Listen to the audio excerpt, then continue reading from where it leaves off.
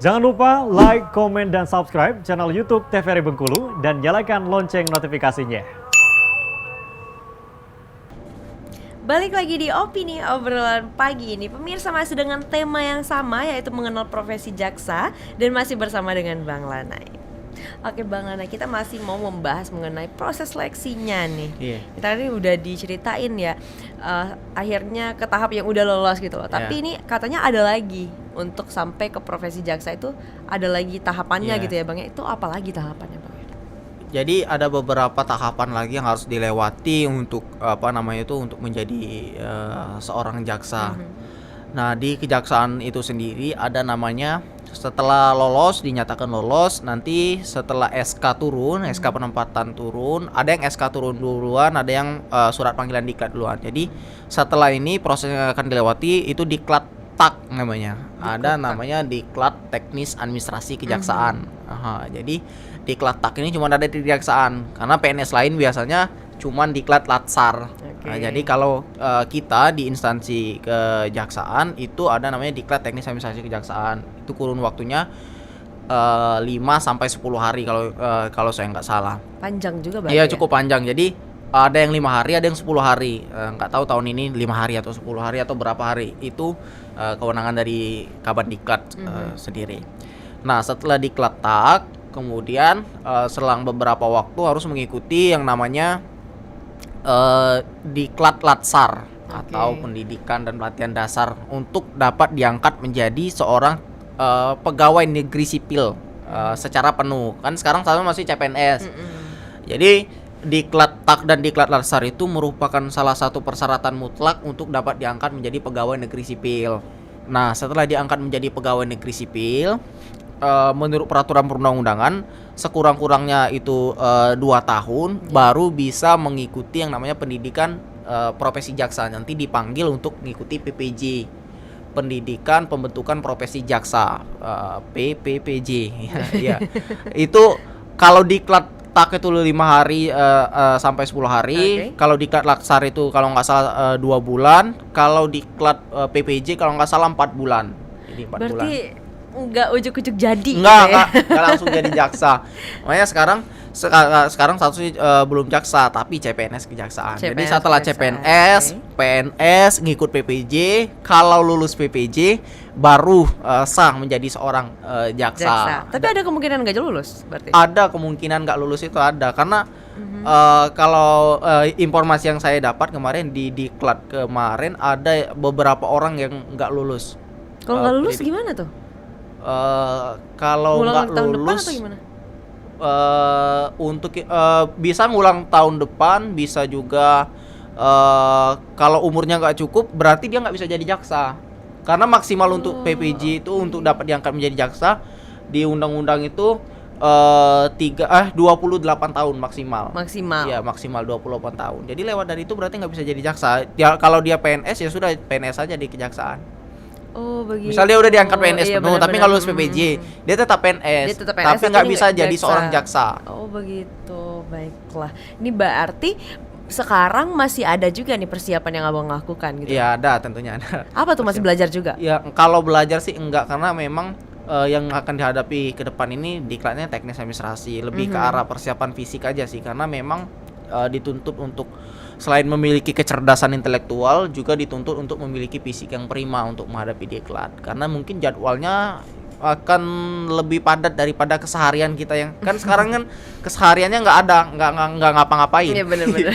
Yeah. Nunggu gitu ya, sambil mempersiapkan diri gitu ya. Nunggu sampai berbulan-bulan ya sambil mempersiapkan diri. Ya persiapannya mungkin olahraga mungkin sedikit pastinya. Banyak cari informasi tentang diklat, kemudian persiapan kayak atribut, kemudian persiapan keberangkatan, kemudian apalagi persiapan mental, kemudian apa yang harus dibawa pada waktu diklat. Jadi memang udah harus dipersiapkan dari sekarang. Oke, itu kan persiapan untuk menuju jaksa ya, untuk menjadi seorang jaksa. Nah tapi barangkali nih pemirsa ada yang bercita-cita untuk menjadi seorang jaksa. Sebenarnya apa aja nih persiapan yang bisa mereka lakukan? Mungkin juga dari bangku sekolah. Iya.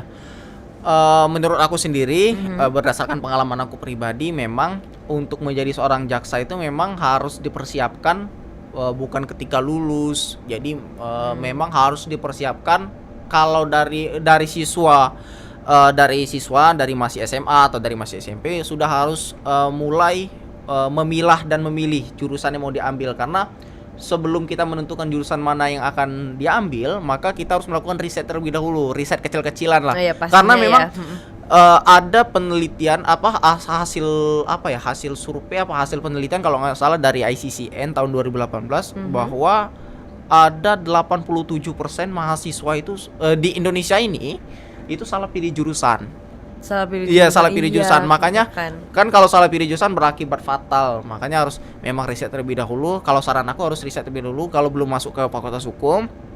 Kejaksaan itu seperti apa, fakultas hukum seperti apa, karena nggak bisa dihukum itu. Misal mau jadi jaksa cuman belajar pidana itu nggak bisa, karena semua dipelajari di fakultas hukum.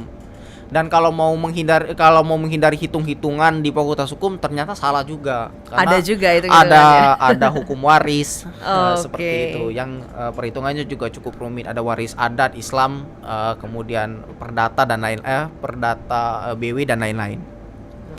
Nah, untuk persiapan sendiri kalau misalnya udah di fakultas hukum, karena udah harus dipersiapkan dari semester 1 mulai dari IPK, persyaratan TOEFL, persyaratan pengetahuan tentang dasar ilmu hukum itu penting karena nanti diujikan di SKB.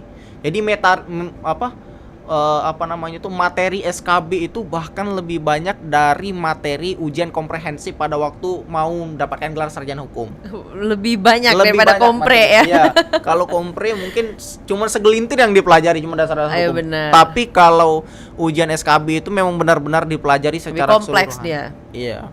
Oke, luar biasa ya. Jadi kalau misalnya nih pemirsa ada yang mau menjadi seorang jaksa ya, Ya. Bang ya, harus dipersiapkan, harus survei dulu nih, survei Ya. kecil-kecilan Survei ya, kecil-kecilan. mengenai jaksa itu apa, Ya. mengenai apa aja nih yang harus dipersiapkan, mengenai jurusan hukum bagaimana ya, Bang Ya. ya. Dan ketika kuliah jangan main-main kuliahnya Ya. berarti ya. Harus fokus dari awal, dari mulai semester 1 Ya.